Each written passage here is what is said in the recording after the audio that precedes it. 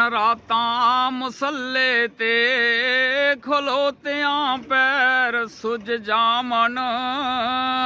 कटन रातां मुसल्ले ते खलोतियां पैर सुज जामन। खुदा कहे ना जाग इतना इबादत इहो जई होवे। पैगंबर मुक्तदी बन गए, पैगंबर मुक्तदी बन गए, इमामत इहो जई होवे। और दुश्मन भी लिखे तारीफ, दुश्मन भी लिखे तारीफ, लियाकत इहो जई होवे। एक रात में ही 8 डिस्ट्रिक्ट बन जाएं, सियासत इहो जई होवे। नमस्कार, जितने भी जेके आप तक के दर्शक हैं सभी को नमस्कार, आदाब, सत श्री अकाल। मैं आपका अपना दोस्त साथियों प्रदीप शर्मा। आपको बताते चलें कि आज हम आपकी भेंट जो है वो आज़ाद डेमोक्रेटिक पार्टी के नेता हमारे साथ हैं गुलाम रसूल जी। पूर्व में ये नायब सरपंच भी रह चुके हैं। आइए आज इनसे बात करते हैं जी। स्वागत है सबसे पहले तो आपका जी। हाँ जी प्रदीप जी, आपका भी स्वागत है कि आपने भी हमारे साथ आज ये शेयर करने का मौका दिया हमें। देखो, हम आपने पहले कह दिया कि आज़ाद डेमोक्रेटिक पार्टी से हमारा वो तल्लक है, वास्ता है। असल में हम पहले नेशनल कॉन्फ्रेंस में बरसों से रहे।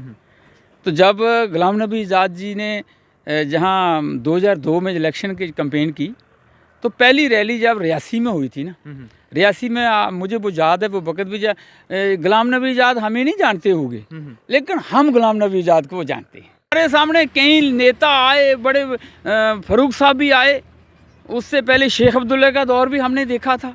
आते थे, डिस्ट्रिक्ट के लिए बोलते थे, कई दफ़ा पत्थर भी उठा के रखे। और हमारे रियासी के लोगों ने, आपको याद होगा 72 दिन वो जब वो स्ट्राइकें की, इतने ज़बरदस्त, उन्हें अपनी तरफ से डीसी भी बिठा के रख लिया। लेकिन हमारे बुज़ुर्ग नेता ऋषि कुमार कौशल जी ने वो एक प्राण बांध लिया कि मैं दाढ़ी रखना शुरू कर दी कि दाढ़ी नहीं कटाऊंगा जब तक डिस्ट्रिक्ट नहीं मिलेगा। तो उस वक्त में फ़ारूक साहब की नेशनल कॉन्फ्रेंस की हुकूमतें चलती थी, लेकिन वो उसके बाद सेंटर में बीजेपी की हुकूमत आई, लेकिन किसी ने इन बुज़ुर्गों की तरफ किसी ने ध्यान नहीं दिया कि ये भी 70 दिन सैकड़ों लोग जेलों में भी रखे गए, लेकिन इनका वो मुद्दा किसी ने हल नहीं कर पाया। तो जब गुलाम नबी आज़ाद एक जहाँ आए तो वो सेंटर के लीडर थे, हम इतने जानते नहीं थे। यकीन मानो, मुझे स्पीच करते करते मैंने देखा, उन्होंने कहा कि मैं रियासी को लोगों से ये कहता हूँ, आप इनको जुगल जी को कामयाब करो, अगर मेरी सरकार आई आपको डिस्ट्रिक्ट दूंगा। हमने सोचा कहाँ है, तो खुदा ना ऐसा हुआ कि सीट भी निकल गई और सरकार में हिस्सादारी भी हो गई। पहले मुफ्ती साहब का दौर चला, जब आज़ाद साहब का दौर चला आया तो रात सोए हुए थे, तो सुबह पता लगा कि 8 डिस्ट्रिक्ट जो हैं वो अनाउंस हो चुके हैं रियासत जम्मू कश्मीर के अंदर।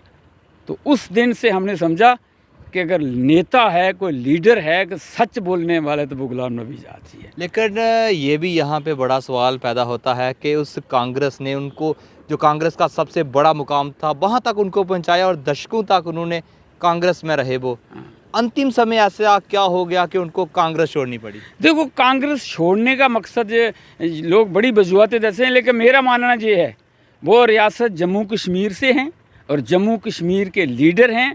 रियासत जम्मू कश्मीर उनका घर है, लेकिन जब सेंटर में वो चला जाते हैं, बड़ी पार्टी है, बड़ी पार्टी में कई दफ़ा उनका मकाम जो है, उनका मनसब जो है, उनका जो ओहदा है, जिस मकाम के वो नेता हैं, उनको शायद वहाँ नहीं समझा हो किसी ने। लेकिन आज कैसे समझ जाएंगे आप? ये सबसे बड़ा मुद्दा है कि कांग्रेस में वो विपक्ष के नेता भी रहे जब कांग्रेस की सरकार सेंटर में नहीं थी।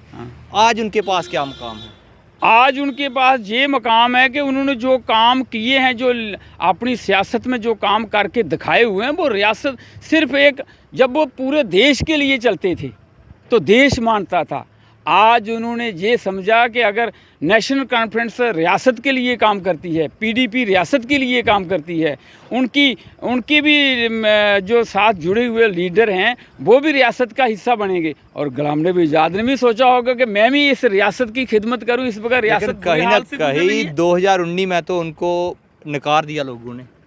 देखो जनता का ये कोई फैक्टर चल ही जाता है। देखो पहले जब वो रियासत में बम बम बोले का फैक्टर चला तो लोग इतने सभी लोग सूझबूझ वाले थोड़े होते हैं। सियासत में तो दाव लगा लेते हैं लोग, बड़े लोग। कोई फिर बम बम बोले का दौर चल गया, फिर उसके बाद मोदी का भी फैक्टर चल गया।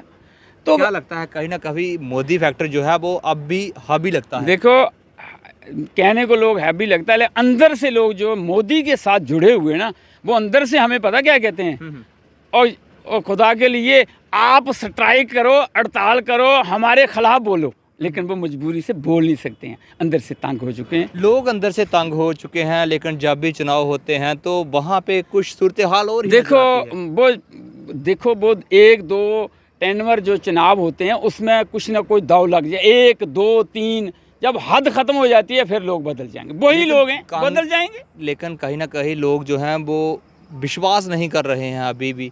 आपने गुजरात के चुनाव में भी देखा होगा। देखो गुजरात में चुनाव उनका, जिस तरह गुजरात उनका घर है।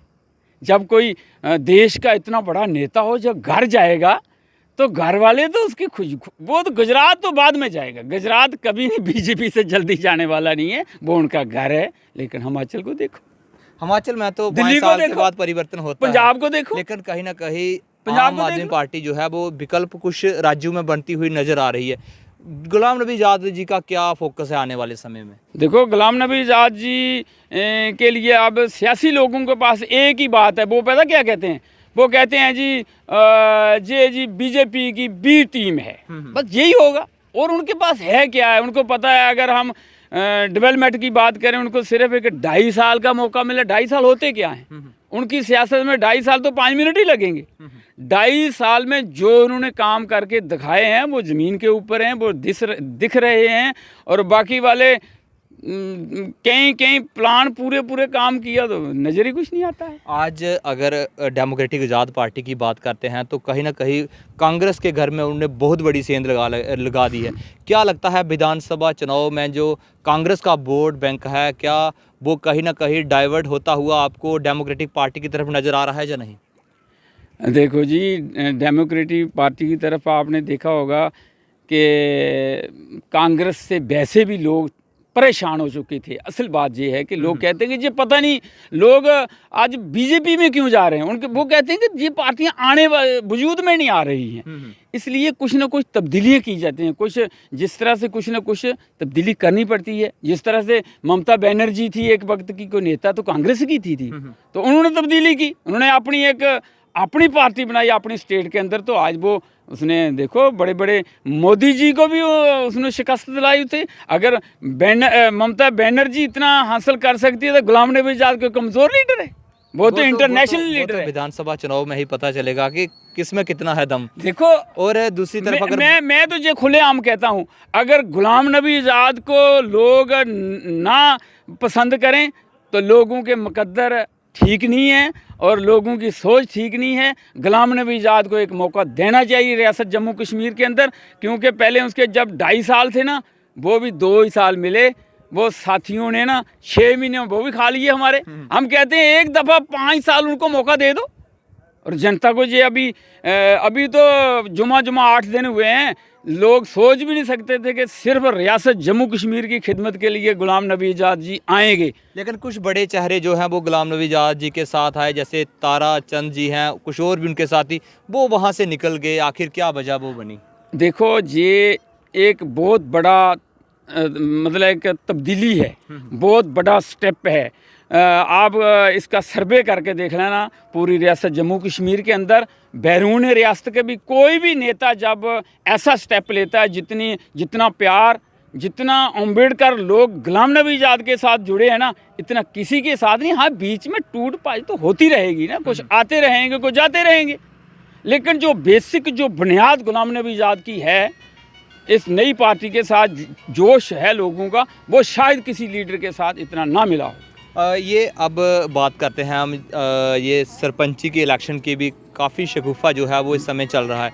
किस तरह से देखते हैं इस इलेक्शन को आप, ये होनी चाहिए या नहीं, किस तरह से देखते हैं? देखो ये सरपंची इलेक्शन जो है, असल में सरपंची इलेक्शन की इतनी है वो होनी चाहिए, लेकिन जो हालात जैसे चल रहे हैं, पहले असेंबली इलेक्शन की ज़रूरत है। असेंबली की इलेक्शन पहले चाहिए, उसका टाइम भी ड्यू है, चल रहा है। अभी तो पंचायत का टाइम भी अगर हम साल के बाद करवाएंगे तो भी ऐसी बात नहीं है, लेकिन ये सरकार फिर उनको अपनी बचत देखनी है, अपना सिस्टम देखना है, जैसा उनको बारह खाएगा वैसा वो करेंगे। चलो, जनता तो हर इलेक्शन के लिए तैयार है, लेकिन पंचायती इलेक्शन करवाने अभी जो करवाई उससे मिल के आ रहा है, कुछ नहीं मिल रहा है। इस पर ऐसे ही खर्चा करने की ज़रूरत है, पहले असेंबली इलेक्शन करो। धन्यवाद। तो जे थे हमारे साथ गुलाम रसूल जी, डेमोक्रेटिक आज़ाद पार्टी के नेता हैं। आज इनसे हमने वार्तालाप करवाई है और कहीं ना कहीं इनका भी कहना है कि पंचायती इलेक्शन से पहले जो है वो असेंबली की इलेक्शन ज़रूरी है। और के साथ जुड़ रहे। जय हिंद, जय भारत।